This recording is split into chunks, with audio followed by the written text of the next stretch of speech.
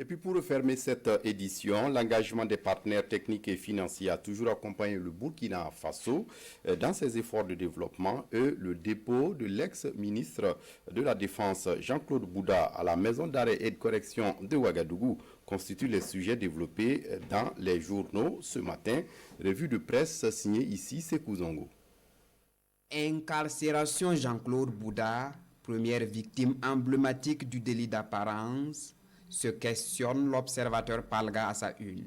Mais ce qui est certain, selon Alain Saint-Robespierre, l'information a fait l'effet d'une bombe dont on ne sait pas encore jusqu'où ira le souffle de la déflagration. Pour le doyen des quotidiens burkinabais, il faut remonter jusqu'en 2016 pour comprendre l'accusation du délit d'apparence contre celui qui est aujourd'hui la première victime emblématique de ce genre dans notre pays. Dans cette affaire de bunker pour les uns et de château dit du conte les 1001 nuits pour les autres, écrit le journal, il faut en attendant se féliciter de l'évolution de ce dossier qui montre que la justice est devenue indépendante dans notre pays, même si, reconnaît l'Obs, une hirondelle ne fait pas le printemps judiciaire. L'ex-ministre de la Défense Jean-Claude Bouda écroué à la Mako, c'est le titre de aujourd'hui au Faso à ce sujet. Zowen Mango Zungrana qui opine d'ailleurs que l'audition et le dépôt à la Mako de l'ex-ministre de la Défense souligne incontestablement une indépendance de la justice. Ni fil rouge, ni ordre nocturne, rien,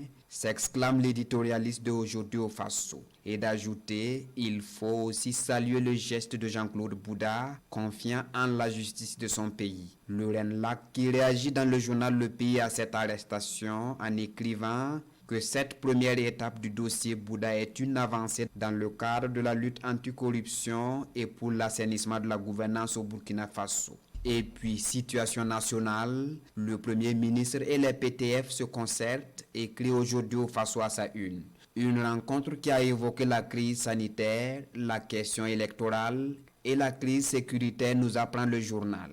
Et à propos de la rencontre, Sidouaya orthographie à sa une, la troïka des partenaires apporte 12 milliards de francs CFA. Selon le ministre de l'économie dans les colonnes du journal de tous les Burkinabés, les partenaires techniques ont également réaffirmé leur accompagnement au Burkina Faso dans la lutte contre le coronavirus.